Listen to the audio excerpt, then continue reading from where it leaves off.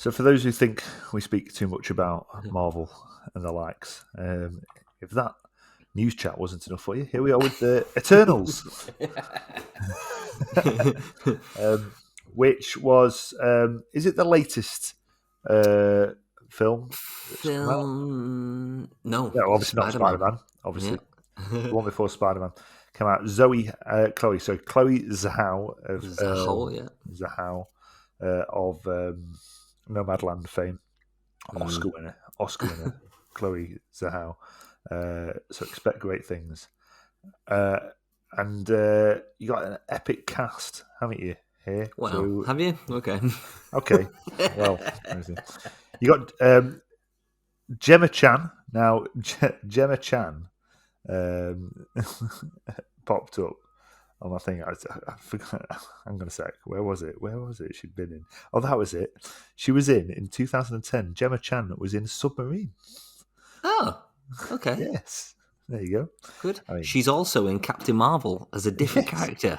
Yeah, which is a bit... I mean, fair enough. I know they do that sometimes, but to have such I think she's like blue in Captain Marvel. Yeah. And other stuff she's done. She's in the IT Crowd in one episode, and in Sherlock as well, Doctor Who, stuff like that, and other stuff. Anyway, Gemma Chan as Cersei, Richard Madden as Icarus, and as if just to have fun, putting Richard Madden in and Kit Harington as Dane Whitman. Kumail Nanjiani, who you've seen him in a lot more stuff than I have, because what was that film you saw him in last year? Big Sick. The Big Sick, that was it. Quite good, actually. And Barry Keoghan popping up as well. You love him? I do love Barry Keoghan. I'm a big fan of Barry Keoghan. So, I mean, in terms of the Marvel history, Eternals, they're this sort of another group. They're not the Avengers. They're not the Fantastic Four. No. They're not the other ones. There's some additional... The exciting Eternals. Yes. and they are the alien race. They're sort of... They've been created and sent to Earth to do not a lot for the last 13 years of the Marvel. That's convenient, isn't it? Yeah, why didn't you intervene in all the bad things that happened? We were told not to. 9/11? Okay. Nope. The Holocaust? Nope. Just got to sit back and watch it happen. Okay. Ooh. You do that. Something doesn't quite seem right here. No. I mean, I'll admit. So it's come to Disney Plus this week. Having gone to the cinemas months ago. I mean, every time I thought about going to see it at the cinema, I saw the runtime of 2 hours 40 minutes or something like that. Yeah, something like that. Like, sod that. I mean, I'll see a 2 hour 40 minute film gladly if it looks vaguely interesting, but it didn't from the start. Now, so being on Disney Plus, what I did was I chewed through it over the weekend. I watched it. Yeah, I watched it maybe 30 to 45 minute burst, because that's literally all I can manage. It annoyed me from the very beginning. People sort of walking into frame and then turning to each other and nodding very slowly at each other. Someone's got really excited about casting Robb Stark and Jon Snow in the same film. At one point, Robb Stark goes and stands on top of the wall and looks down at the White Walkers. Bizarrely. It's all over the place. The worst thing for this, there's a bit where there's like, I don't know, one of them's doing Doctor Strange hand stuff. There's lots of orange lines of light that wave about the place. There's a big fight on the beach at the end. I mean, the problem for me is it feels like watching this film that we've walked into like the third installment of a trilogy. So like all this supposed emotional stuff's going on between these characters, when you're not invested in them at all in any way. You've only just met them. You don't know anything about them. You don't genuinely. I'm watching it thinking, I genuinely don't care about anything that's happening on the screen or any of the characters on the screen right now in any way whatsoever. I almost wonder whether this would have worked better as a limited series. Yeah. You're not the first person who said that to me this weekend. Okay. Yeah. Because that way it would have given you that sort of emotional connection to them over time, and sort of definitely. drip feed them into it. But they've just been chucked in, and we're supposed to care, and that's the biggest problem with this film. And the thing is, it's like it does these like just very, very tried and tested sort of techniques to try and get us to care for them. So Cersei, she's our kind of point of call. Well, how can we get people to like her? Well, she's a bit scatty. She's always late. People will love that. Kim Angelina's character, well, he's sarcastic. Everybody will love that. All right, okay. The little sprite, the little girl, she's she's fun. She's fun and again sarcastic. People will love that. This other person, well, he's sarcastic. People will love that. And then the other person, what quirk can we have? Sarcastic, and people love that. And it's just like, oh my god, come on. Yeah. The whole thing just felt so impossibly forced, and in so many different ways. Yeah, that kind of character quirk thing.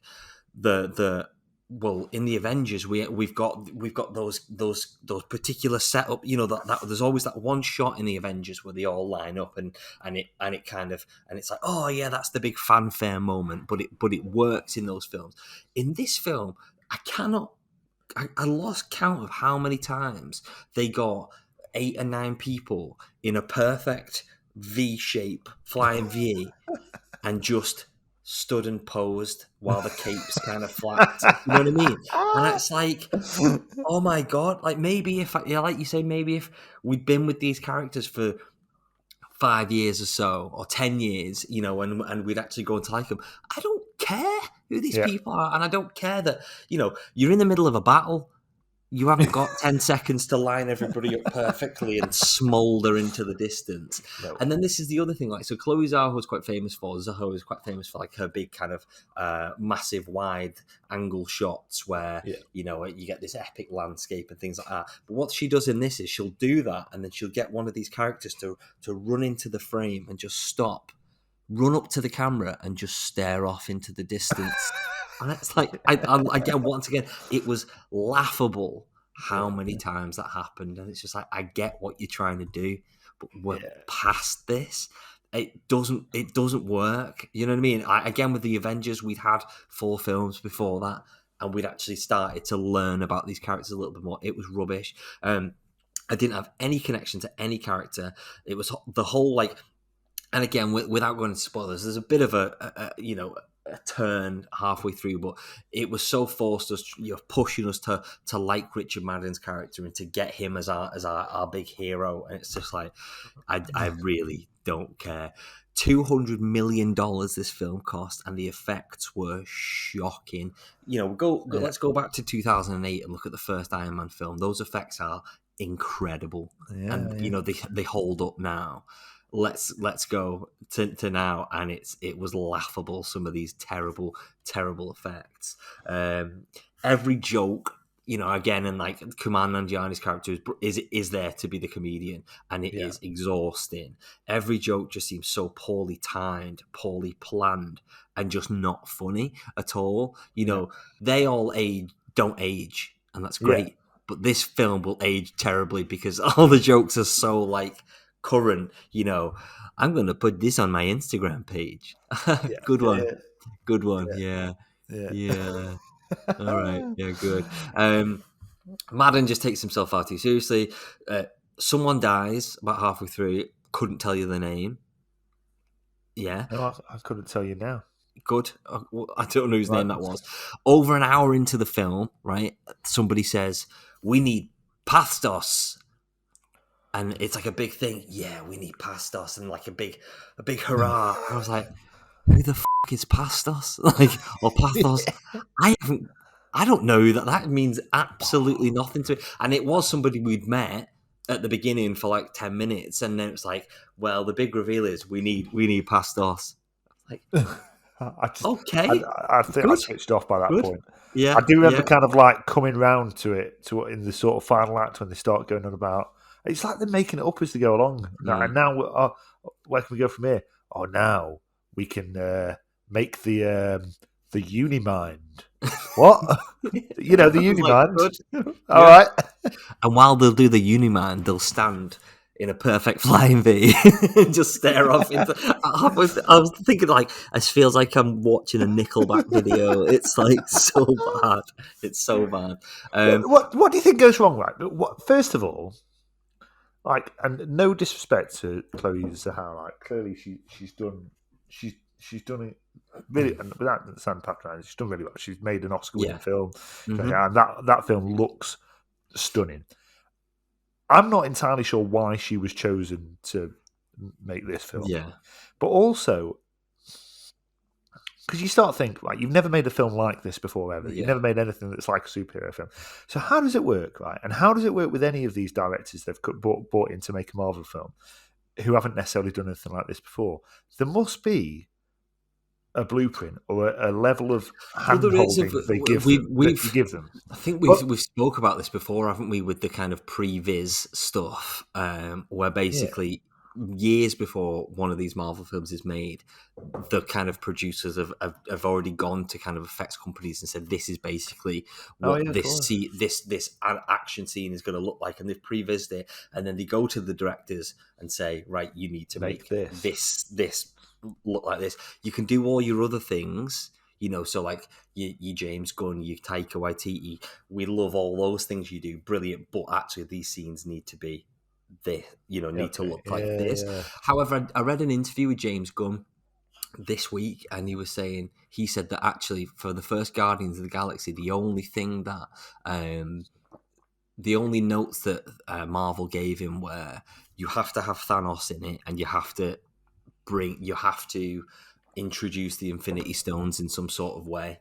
And he was like, fine, do it. Yeah. So actually he had quite a lot of free reign, but I think when you get into somebody like Chloe Zhao, sorry, I keep saying that really wrong. I think there was a lot of, as you say, like hand holding, probably.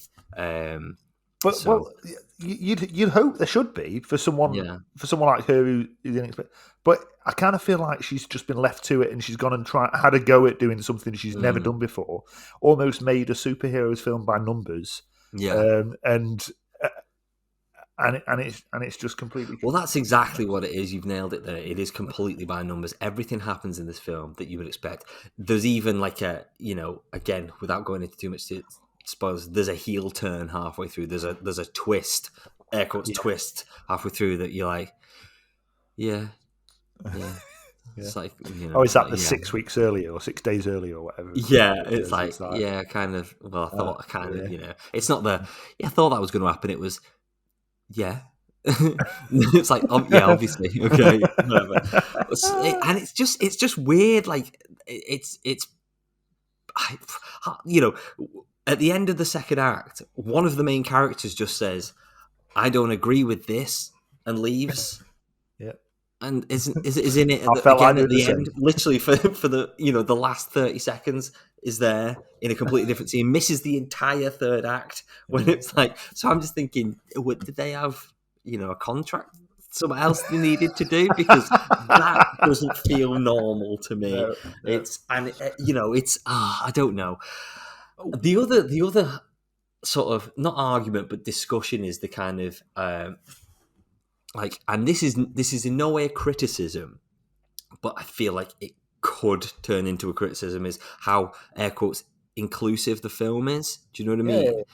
So we've got, you know, the deaf character. There's a deaf character. There's a gay character. There's what else have we got? There's Asian characters in there. There's Latino characters in there, which is brilliant, and it's so great that everybody's being represented.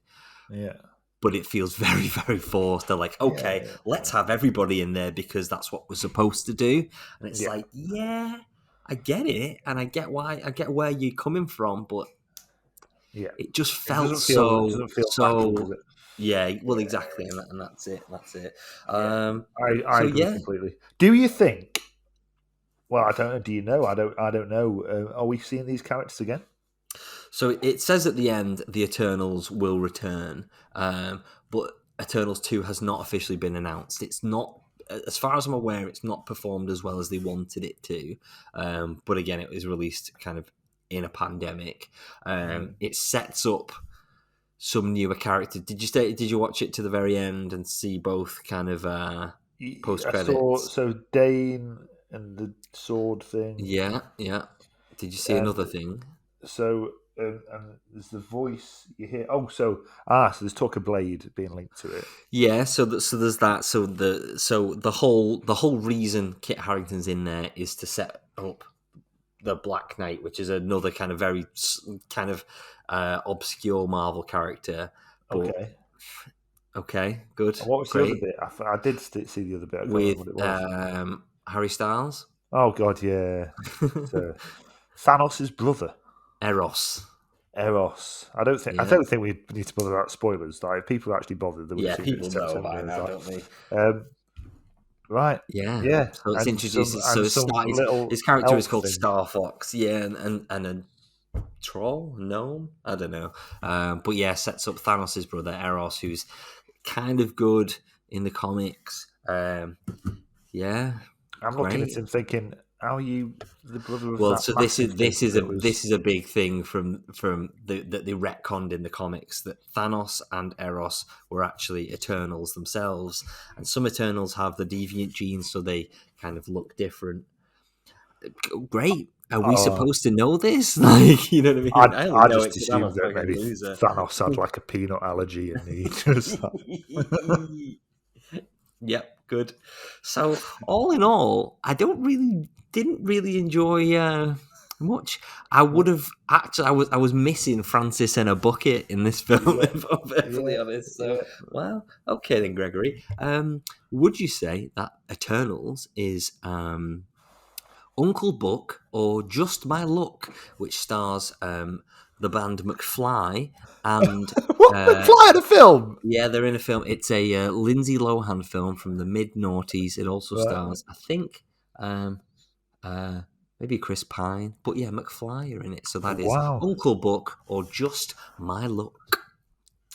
I want to see that Just My Luck. I would much rather sit through Just My Luck than sit through that utter drivel that I've watched this weekend. So yeah, Just My Luck, please. Just My Luck. I will also agree with you. Where can we see Eternals? Just My Luck. I'm just looking for where I can watch Just My Luck.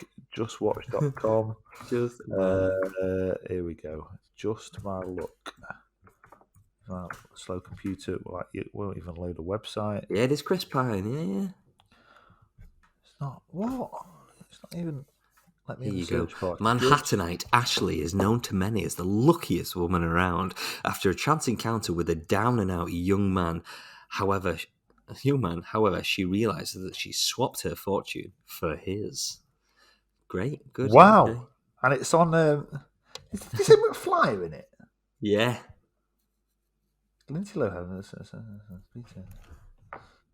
What, like in a bit major role? Oh yeah, Danny Jones, Tom Fletcher, Harry Judd. Yeah. I'm partial to a bit of McFly, me, you know. Yeah, nothing wrong with McFly.